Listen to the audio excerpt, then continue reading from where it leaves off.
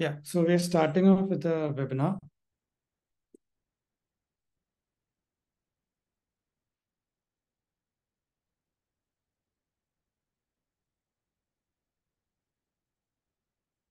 Yeah, and over to Vikas, who will be taking us through his findings around code leaks and secrets and how these can often become the hidden weak spots in your digital armor. Hey guys, I'm Vikas, and so today we'll be talking about code leaks and the API secrets that developers accidentally show, they accidentally reveal it on the web, and that can lead to great compromises. So the first question comes: where do developers share their code? So GitHub and GitLab, I would say, are one of the most popular ones. And next comes Bitbucket, and then there's Stack Overflow, and some even share it on the Pastebin. But there are other methods also, depending on what the developers want to do.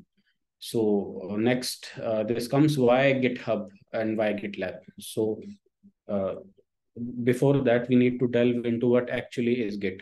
So Git is a distributed version control system, which basically means that you don't need to make folders anymore, say project 1, project 1.1, project 1.2.3. Your progress will automatically be tracked using Git.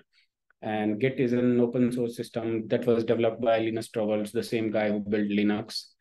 The best thing about Git is that it allows you to actually track changes that you've made in your source code over time. So there are commits. A commit is when you finally push your code to a repo, and then using commits, it can be monitored that what all changes you made to that particular file or that particular code over time. So there are different terminologies used in Git that can help you with tracking your code over the time. So now there comes the next question, that what actually is GitHub?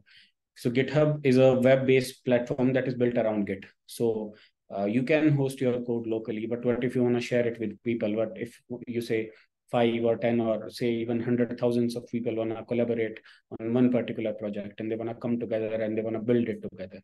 This is where GitHub and Gitbucket and GitLab come in. So I'm covering GitHub for this presentation because I'm more familiar with it, and covering all the major platforms is out of scope. So had to pick one. So we're going with GitHub for this presentation. So on GitHub, you can easily manage your bugs.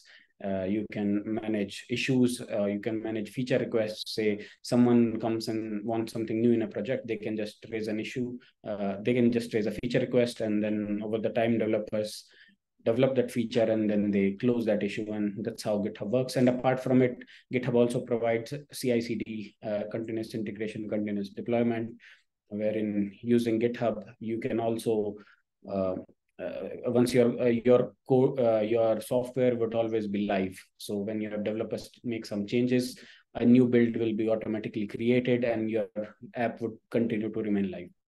And there are some security features also that GitHub provides, but turns out those are not complete. So the question here is, why actually do developers leak secrets? So the answer to that is manifold. So the first reason would be complexity. So you start with something basic, like say a developer wants to print hello world, and over the time they need to learn DevOps, Jenkins, Node, and whatnot. So especially full stack developers, they have to learn the whole thing. And during this time, as the complexity increases, it's more difficult for you to manage wherein you are putting secrets in your code. Second reason being human error. So developers are often pushed to deliver projects over time, and there's a time foundation and you have to meet deadlines. And sometimes because of the constant pressure, one or the other thing might skip, and that might come out to be critical, such as hard-coded API keys in the code. And there are other basic causes also. The repo might be misconfigured. For example, it might be public, and you're just pushing your personal code into it and hoping that no one sees it, but it's actually public and it's been picked up by bad guys and whatnot. So another reasons could be that there's a process called forking in GitHub where you copy code from another repo and then you make changes on your own. The process of copying it to your own repo is called what you call a fork. So you fork the code and you just continue deploying it, and it's possible that the code that you copied it from might already have some secret. So that could be one of the major causes. So now we'll see some of the examples of how developers accidentally leak code. So for the first example we have is, say, this is an example of a Python project, and there's a config.py file wherein the developer has actually hard-coded the keys. Hard-coded means he's just put it into a file and then just shared it. So what would be the best way instead to share? For example, let's say you're developing an API endpoint, and the API endpoint needs some kind of authentication. It needs some kind of key. So the project has to check that this particular key is there. Okay, fine. Now I'll serve the page to that particular user. So if you just hard code into the code, this file goes public and anyone could see this API key, they can abuse it and whatnot. So the solution towards it would come from something called as a git ignore file. A git ignore file basically lists all the files or directories that you wish to ignore, that you don't want to upload, that you don't want Git to track. So those would come under the git ignore file. So in this scenario, this API key you see over here, if this was saved in, say, a .env file or something external, an environment file, and it was loaded through code in here, so then this would not be pushed publicly if the git ignore file was properly configured. The second scenario we've often seen is that, for example, now it has come into limelight that the developer has leaked some secrets.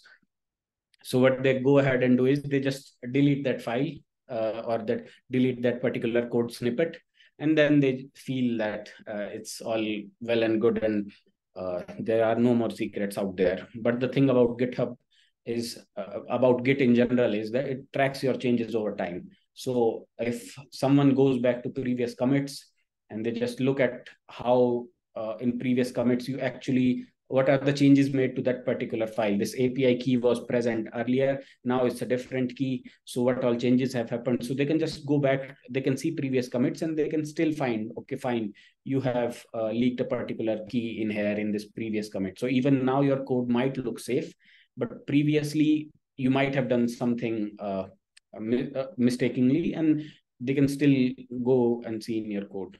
And the third example I would say is a misconfigured git ignore file. So what has happened in this example is that the .env file is nowhere present in the .git ignore file. So what this would do is this would push this .env file onto, this would push this .env file onto GitHub. So what that would make is all your secrets, all your API keys, and whatever environment variables you had put would be pushed publicly onto GitHub and anyone can see them. So it's very important to actually see that the git ignore file is properly configured to ensure that there are some sensitive files that you don't want to share. So configure your git ignore file properly. And the third case is, say, the developer finds some secrets and he's like, okay, fine, if I make a change, then it will still be there in commits. So the developer goes ahead and deletes the whole repo. So there's no proof of that over there. All well and good, but here comes in CloudSec. So what we do is we'll monitor your repo, and there's always an option to download the source code. So even if your original repo is taken down, the source code can still be downloaded from CloudSec, and we can still analyze your code and see, okay, over this particular time you had accidentally committed this API key. So the best solution here is not to delete something or not to remove something. Obviously, that is just the start of going for a solution. The real solution here is to change your API keys and to follow proper security practices that you don't repeat this again. So Then comes in another source next apart from GitHub. It's called Postman. So Postman, what is Postman? Postman is a tool, an online tool that you can use for API development and testing. So it's a very user-friendly interface. So you say you have developed an internal API endpoint. So you just share it, and you just share it over Postman, and you can test it. You can enter your API keys, you can enter your API endpoint, and over there, the Postman will make requests on your behalf, and it will show you response. And it's a very easy way to manage your API development.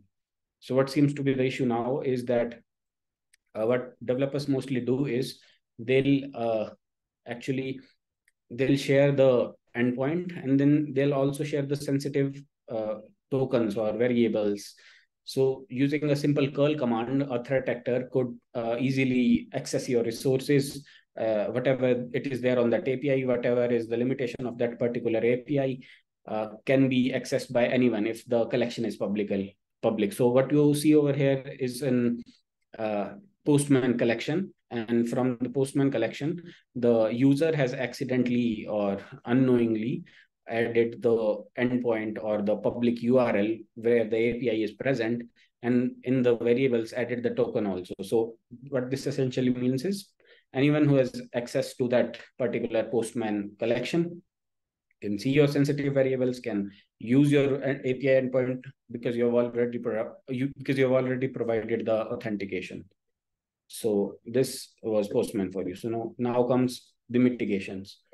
So one of the most basic mitigations is obviously to have a two-factor authentication.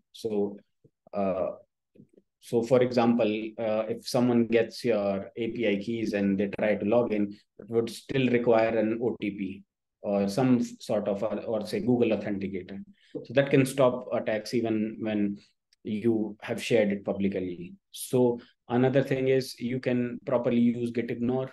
You should audit your code regularly to see if there are no secret present. There's also an open source tool called GitLeaks that you can deploy to scan your code for exposed secrets. So what GitLeaks will do is whichever repo you give it, based on a certain entropy, it will tell you it's an AWS key probably, or it's an Razorpay key or something like that. It will find all the secrets for you.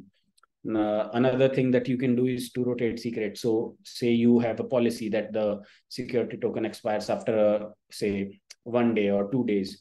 So even if you've shared the token publicly and then developer removed it, and then say people get access to it through previous commits, but now since the time limit is over, and you have rotated the secret, it's of no use. So rotating your secrets would really help. Another is to implement safe continuous integration and continuous deployment pipelines and security checks. Then comes something called pre-commit hooks. So what pre-commit hooks are, basically when you commit a code, before that something called a pre-commit hook would run. So what you can do over there is you can add something like a git leaks detect command or something in your code, so that before committing the code, it detects, is there any secret present? If yes, it stops the commit from happening. So even if accidentally somewhere somebody has added a hard-coded secret or is just trying to commit a secret somewhere in some file, the pre-commit hook will stop it from committing. So this is just an example of pre-commit hook. It's a shell file which will basically add a pre-commit hook and run git leaks detect on your GitHub, on your Git before your code gets committed. So I guess this was all for this presentation. Thank you. Also, if anyone has questions, they can either raise their hand or also post on the Q&A, and we'll be taking any questions or discussion pointers based on that.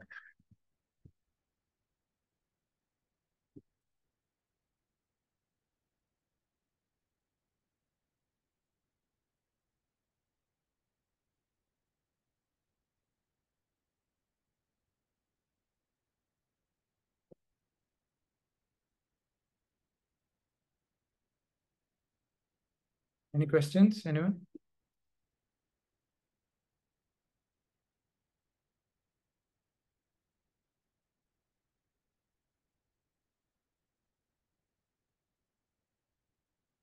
Okay, I guess that's a wrap in that case. So thanks everyone for attending. I see a question from Manoj Javale. Essentially, what are standards to configure gitignore? We'll take them one by one and move to the next one. Yeah, Vikas. Yeah, so for standards for configuring gitignore depends on the type of project you have.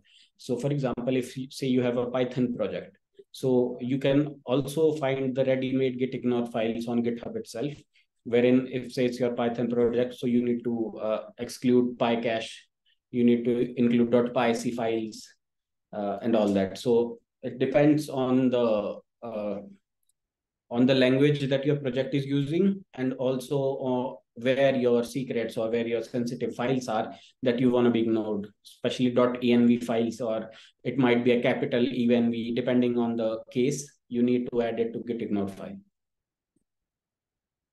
Thanks for your question, Manoj. And now we move to next question from Sharoz Ali. Sharoz wants to know, so if I'm using XVigil of CloudSec, what is my analysis for code repo? So CloudSec XVigil, what it does is it will scan your code repo. It will give you a detailed info that who all committed to that particular code and what all secrets was leaked. So for example, if some company wants to go back and do an attribution of which of our developers leaked this particular secret, it will also get the committer info. Say this example email has committed this particular secret.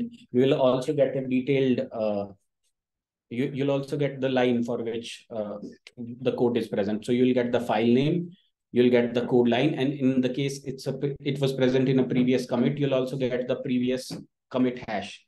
So you can use all of these parameters, just put them in your GitHub or GitLab, and you can go over there and see at that point. Also, as I've already shown, that in case the project gets deleted or the repo is removed, you can still download the source code and check for yourself.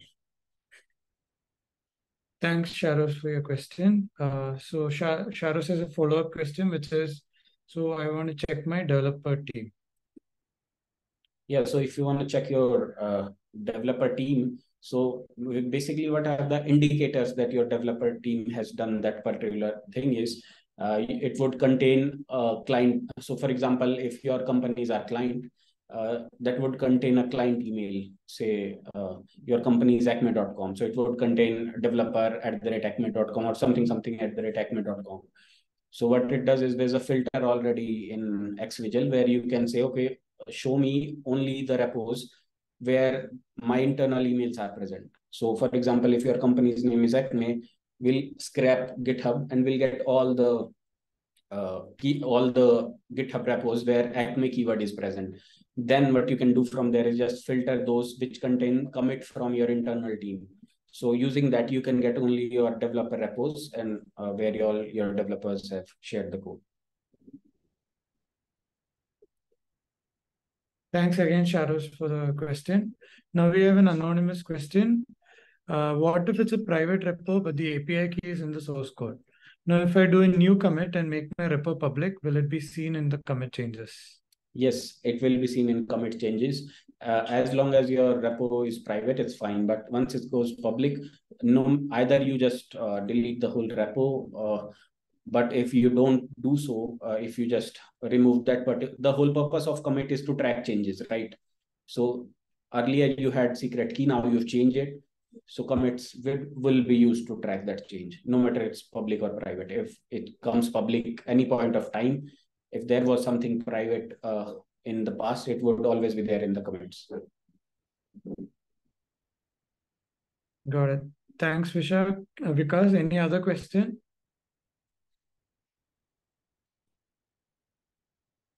We'll just keep it open for maybe a minute more in case anyone's typing questions. Otherwise, we'll call it a wrap.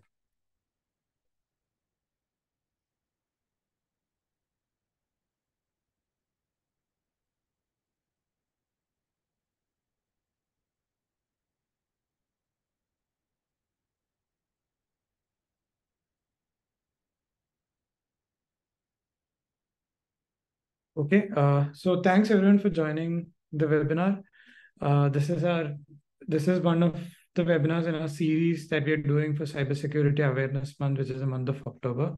So looking forward to seeing you in the subsequent ones as well. Thanks again for joining.